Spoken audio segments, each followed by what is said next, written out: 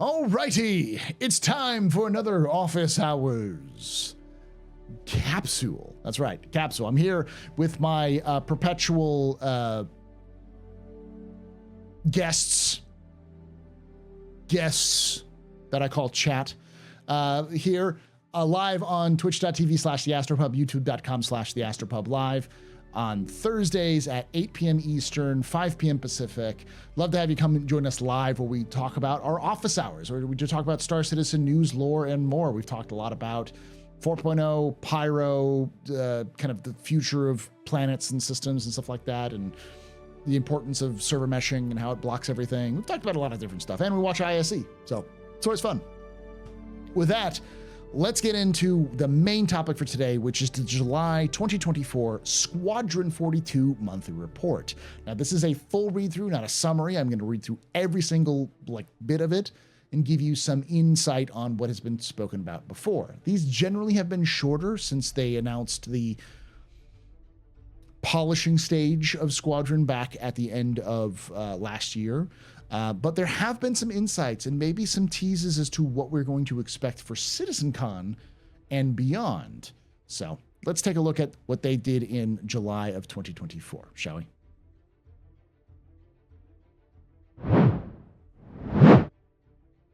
AI features. This is probably going to be a copy because a lot of the AI stuff tends to be just a copy and paste of what's in Star Citizen, but sometimes it's changed. Last month, the AI features team worked on a combination of fixes and new functionality, including an issue requiring a usable to have an interactable component. A problem that was also solved with the stance not being updated, causing issues with AI exiting cover. The team solved problems with tactical query system conditions silently failing without setting results, which led to uninitialized memory bugs. For example, when running to the reachable condition, it occasionally returned a true result when the point was not reachable because the result variable had not been initialized as false. This was blocking the testing of the cover hit reactions test level. An issue with vision ray tracing allowing NPCs to see through the buildings was rectified alongside bugs with NPCs using the multi-tool, including one that was giving them infinite ammunition in repair mode. The team also added dynamic object handling to the vision component to fix vision raycasts and entities from being blocked when doors change states. The handling of the situation changes during the aimed at events were improved too. So basically, they can't see you through walls, but they can also see you when the doors are open rather than just staring at you when the doors are open. And they won't freak out as much if you aim at them, or they may freak out more.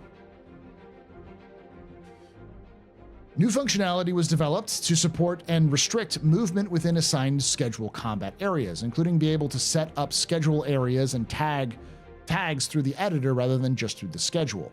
This allows for designers to be more carefully control fights by giving the AI areas of interest in a similar way to existing tech for defend and attack areas, but on a broader scale. It's the same thing was in the Star Citizen monthly report. What basically this means is that instead of just having a you defend or you attack this area, they can give like a patrol region, or they can dynamically attack or defend depending on what they decide.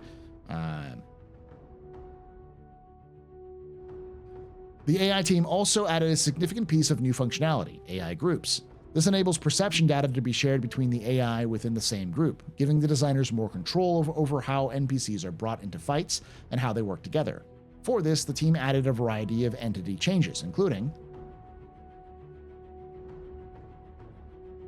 AI Group Entity allows the designers to assign NPC groups. AI Group Entity Component, a runtime component to define NPC groups that can share knowledge, such as perception data. AI Group Entity. That seems like the same thing. There's three of the same thing. Exports data group members as part of an object container data at AI Group Entity, a Dataforge record. On friendly call to arms heard, an event that to bring up the rest of the group into combat. Elsewhere, the team reviewed and made improvements to how AI use wildlines, including adding new combat communication wildlines, such as surrendering, grenade reactions, and throwing, investigations, hit reactions, reloading, and perception reactions.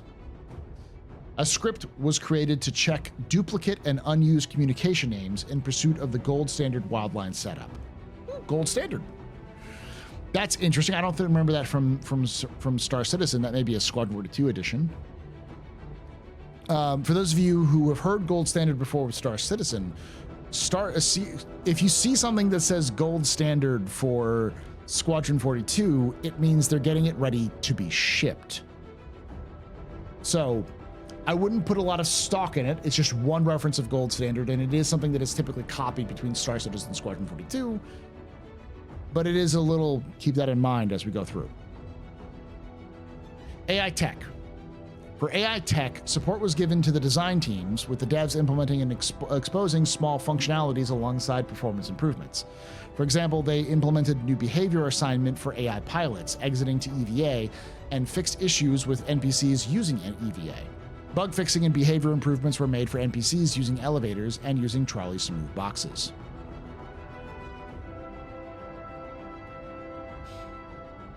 AI social strike team. Okay, so this is where I'm going to talk a little bit about strike teams.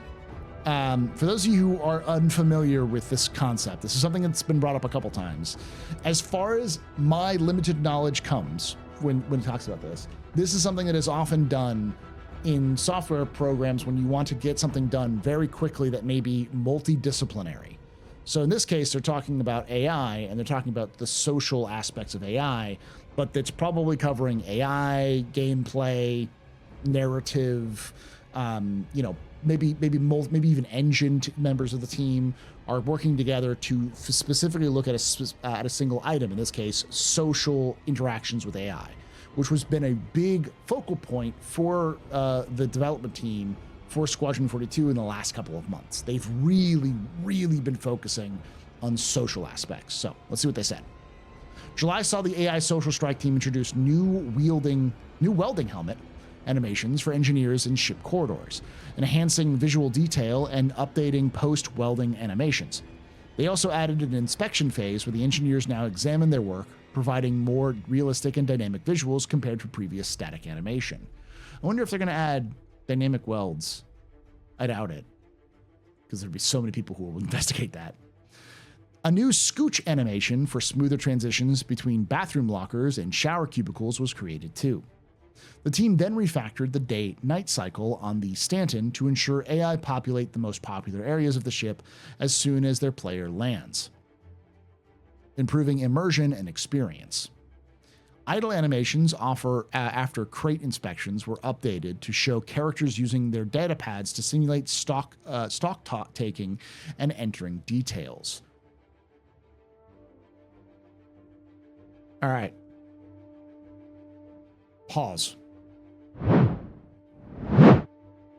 If you haven't seen the Moro Tour video, this may not mean anything to you, but this sounds an awful lot like the Moro Tour.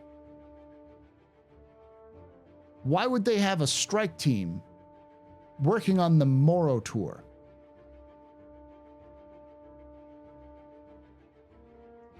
This is almost certainly means we're going to get a Moro Tour 2.0 of some kind at CitizenCon. Or either displayed, like, an update so we can see the changes to it, or maybe even played. Maybe players played. I'm just spitballing at this point, but that definitely sounds interesting. If you think I'm crazy, tell me in the comments below.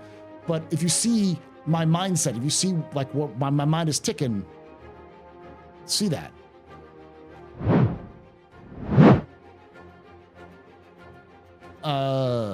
Animations for entering and exiting the firing range console were improved to address various issues such as popping and other visual inconsistencies, while holograms on the firing range T-posing when shot was rectified. Keep it in. No. Let the hollow people get T-pose every time you shoot them. That would be funny.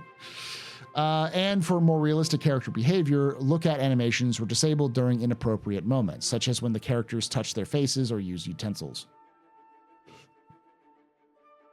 The team then conducted... Oh, that's creepy. They're going like... They just look at you while they're like, scratching their face, they go, I should say more like,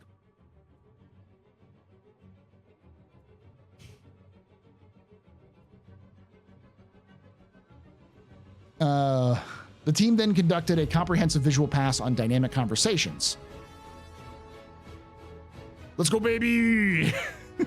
Fixing numerous missing transitions for smoother dialogue flow. They also adjusted animations to ensure characters appear to be talking, even without active dialogue.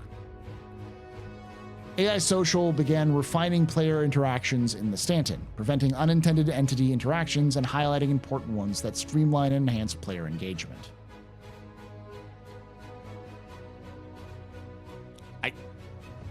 I don't know. This feels like they're doing a strike team for a specific purpose, and it seems like they're going to do it for some sort of vertical slice of some kind that we're going to be able to play or see. It just feels right. Features gameplay. Gameplay features continued improving control surfaces, addressing various tuning issues. For EVA, zero-G traversal markers were implemented. Without a thruster pack, they show green/red to denote when players can't attach. However, with a thruster pack, they show when close. For the multifunction display rework, comms list, hail target, and comms call functionality were added. Okay, so it sounds like they're working on the push-pull animations, and like we know that the zero-G traversal markers is specifically something that the players get to see when they're moving in EVA. So you can see green, so say you can use it to propel yourself, or red where you can't actually hold on to something. That's interesting. That's an update to the EVA system we haven't seen in a while. I thought initially, because it was mentioned like that in the Star Citizen monthly report, I thought that was the traversal markers were for the AI, but this is definitely indicating more for the player side of things. And of course, control surfaces, which is what we've all been looking forward to for being added in the Star Citizen in the future. It looks like they're kind of dialing that in for Squadron. Gameplay story. At the start of July, the gameplay story team maintained and improved several scenes in the campaign's early chapters. Suspicious. This involves extending a barrack scene to make it 10 times longer. Ooh. Fixing a bed blend in a mess hall fixing a bad blend in a mess hall start idle, and creating a bespoke crate place animation for use in a med bay.